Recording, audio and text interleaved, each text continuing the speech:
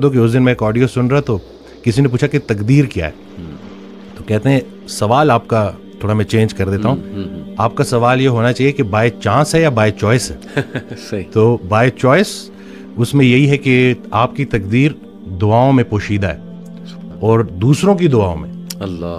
वो एक शख्स उनके पास गया कि बड़ा परेशान हूँ, हल बताएं। तो कहते हैं आसान हल है, कोई शख्स तलाश करो जो तुम्हें दुआ दे, लेकिन एक शर्त है, उसे बोलना ना पड़े कि मेरे लिए दुआ दो, वो तुम्हें देखे और दुआ दे। उसकी जिंदगी में कुछ ऐसा कर जाओ क्या बात कि वो तुम्हें देखे और दुआ दे। तो ये जो मेन जो कहते हैं ना कि जितना जितना इंसान अल्लाह के करीब होता जाता है उतना उतना उसकी मखलूक के करीब होता जाता है। बल्कि हजरत के एक जुमले ने तो मेरी लाइफ ही चेंज कर दी। और वो जो मेरी देखिए, कोई एक बाज़-औक़ात इंसान बड़ी किताबें पढ़ता है और बाज़-औक़ात एक जुमला। अब ये जुमला आप देखें कि वो आबिद इबादत करने वाला डॉक्टर जो अपने मरीज के लिए मुखलिस नहीं, उसकी इबादत उसे कोई नफ़ा नहीं पहुंचाएगी। सुभान अल्लाह। अब ये इतना हो कि मैं अगर सिर्फ और सिर्फ क्योंकि मुझसे तो अल्लाह मेरे मर्तबे का पूछेगा कि पूरे पाकिस्तान में चंद लोग थे जिनको डॉक्टर बनाया, अल्लाह नहीं बनाया ना। बेशक। और फिर उसके बाद क्यों बनाया कि तुम नाफे इल्म हासिल कर रहे थे जिससे मखलूक का नफ़ा हो। अब ये बताओ कि कितने लोगों का नफ़ा हुआ। अल्लाह। कब्र में नेमतें देने वाला नेमतों के मुतल्लिक पूछेगा कि दी तो तुझे मैंने नेमतें थी ताकि तू मेरे करीब हो जाए। सही बात। तो मेरी नेमतें इस्तेमाल करके जहन्नुम तक कैसे पहुंच गया। अल्लाह। और गाफिल की आंख तब खुलती है जब बंद होने वाली होती है। बल्कि एक और जुमला कि हम जिंदगी फिरौन की मांगते हैं और आकिबत मूसा की मांगते हैं। तो ये देख लेना कि अगर आपकी नमाज का अमल आपकी जिंदगी में जाहिर होना चाहिए। और बाकी ये है कि अल्लाह ताला हमें नहीं पता कि कौन सी छोटी नेकी किधर जाके हमें। सही बात है। तो ये बस।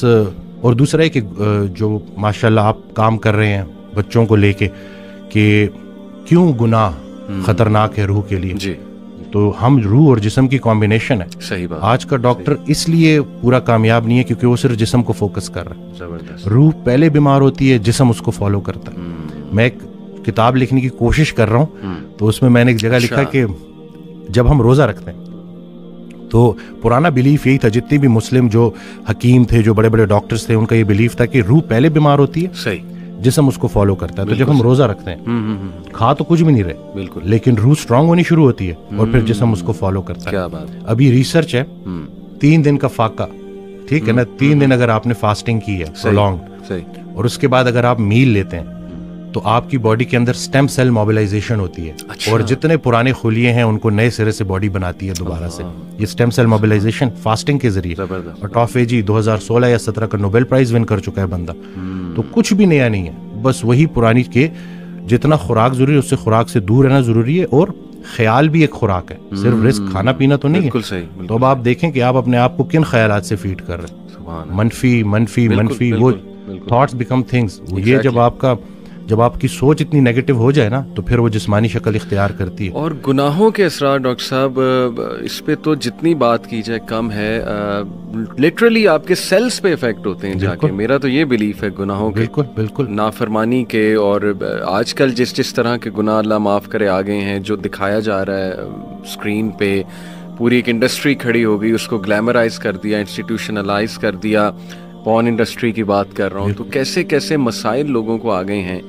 तो ये इट ऑल प्रूव्स के रूह पे इफेक्ट होता है तो जिस्म पे इफेक्ट मेरे पास होता है। बच्चे आते हैं तो अच्छा हुआ कि आपने ये बात कर दी। मेरे पास बच्चे आते हैं तो मैं हैरान हुआ कि वो इसको समहाउ जस्टिफाई कर रहे होते हैं। अच्छा। कि जैसे कहीं कोई मतलब खातून तो नहीं है ना, या हम किसी को नुकसान तो नहीं पहुंचा रहे, तो उनको समझाना है कि आप आंखों को जो है नज़ारों का रिस्क देना है जो अल्लाह के करीब करे।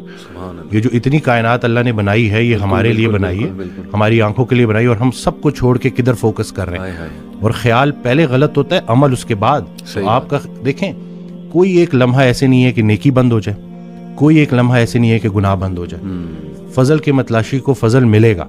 तो आप ढूंढ के आ रहे हो। अब अगर आपने मोबाइल में थोड़ा सा भी, और शैतान तो जी हमारे रगों में खून की तरह दौड़ता है, तो अगर आप ज्यादा उसको फीड करेंगे तो आप तो उस एडिक्शन से कैसे। और फिर लोग आ रहे हैं जी, लोग।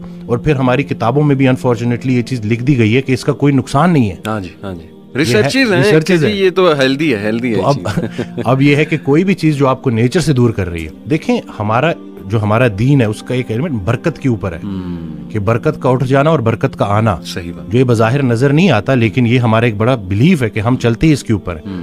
तो ये अब आजकल के बच्चों को ये समझाना कि भाई इस चीज़ से निकलना और थोड़ा सा पॉजिटिव यानी स्पोर्ट्स की तरफ आओ। देखें, आग और पानी साथ साथ नहीं चल सकते। सही बात। जब वो फिटनेस की तरफ तवज्जो करेंगे, जब स्पोर्ट्स एक्टिविटीज़ में आएंगे, अच्छी उनकी गैदरिंग होगी, बिल्कुल सही, तो इंशाल्लाह डेफिनेटली वो निकल आएंगे। अब पता नहीं मुझे ये बात करनी चाहिए कि नहीं, लेकिन मैं कर ही देता हूँ। कुछ दोस्तों को ना छोड़ना पड़ा, जो बड़े पुराने दोस्त थे। तो उस दिन कॉल आई तो गिला तो कि मिलता नहीं है। सही। तो मैंने कहा मैं मिल के क्या करूँ। सही। वही मैं कब बच्चे बड़े होने को आ गए। सही। और हमें कोई नहीं पता कि कब बुलावा आ जाए। अल्लाह। और तुम लोगों की वो गफलत ख़त्म ही नहीं होती। तो वो फिर मुझे आगे से कहता है कि तुम बड़े, तुम अपने आप को ये समझते। मैंने कहा नहीं भाई, मैं अपने आप को शायद इतना स्ट्रांग नहीं समझता। क्योंकि अगर आप किसी परफ्यूम की दुकान में जाओगे, आप परफ्यूम ना भी खरीदो तो आप खुशबूदार होकर निकलोगे। सही। संगत मैटर करती है। तो ये बच्चों को पता चलना चाहिए, क्योंकि आपकी जो कंपनी है ना, वही आपको गुनाह करने से ज्यादा गुनाह पे लाने वाले की पकड़ होगी। सही बात। और ये इनको पता चलना चाहिए कि ये जो आपका फ्रेंड सर्कल है ये बड़ा मैटर करता है, और इसके बारे में आपका सिलेक्टिव होना बड़ा जरूरी है। सही बात। क्योंकि अल्लाह का जिक्र जब महफिल, बल्कि उस दिन मैंने एक वीडियो में भी कहा कि जब अल्लाह कि जब तन्हाई में तुम मुझे पुकारते हो, मैं भी तन्हाई में पुकारता हूँ। जब तुम महफिल में पुकारते हो, मैं भी महफिल में पुकारता हूँ। तो जब आप महफिल में अल्लाह को पुकार रहे हो, तो अल्लाह भी अपनी महफिल में आपको पुकार रहे हैं। अब अल्लाह की एक महफिल है, तो सोचेंगे आपका जिक्र कहाँ। तो ख्याल एक दे दिया ना। सही बात। अब इसमें बहुत से ख्यालात से बचने का एक ही तरीका है कि इंसान एक ख्याल में गुम हो जाए। सही बात। तो अगर वो पॉजिटिव ख्याल है और वो अल्लाह का ख्याल है, तो बस इंशाल्लाह। और मैं समझता हूँ कि जब आप अल्लाह से राब्ता शुरू करते हैं ना, तो अल्लाह ताला सिग्नल्स भेजता है आपको। आपने अपनी लाइफ में भी देखा होगा, अक्सर इंसान को ना अल्लाह ताला इर्द गिर्द से दिखा रहा होता है कि देख मैं तुझे निकाल रहा हूँ उस गंद से, उस माहौल से, और लोग भेज रहा हूँ तेरी तरफ जो कुछ ऐसे जुमले कहते हैं जो अल्लाह से मोहब्बत पर मबनी जुमले होते हैं। ये असल में अल्लाह सुब्हानहू तआला is talking to you through those people. मेरा ये ईमान है। कोई वीडियो आपके सामने आ जाती है, कोई लेक्चर खुल जाता है आपके सामने, कोई मैसेज आ जाता है, ठीक है ना, आप इंस्टा देख रहे होते हैं, अचानक एक पोस्ट सबर पे आ जाती है, कुछ और आ जाता है। ये अल्लाह की तरफ से मैसेजेस होते हैं बंदे के लिए कि तू मेरी नजरों में है, और बंदों के जरिए आते हैं। बंदों के जरिए। एक शेर था कि जब से सुना है यार लिबासे बशर में है, अब आदमी कुछ और हमारी नजर में है। क़यामत वाले दिन वो मफहूम है ना कि जब अल्लाह ताला हमसे पूछेगा कि मैं भूखा था और आपने मुझे खाना, तो हम कहेंगे अल्लाह आपको कब भूख लगी। कहते नहीं, वो जो बंदा मेरा था वो मैं ही तो था।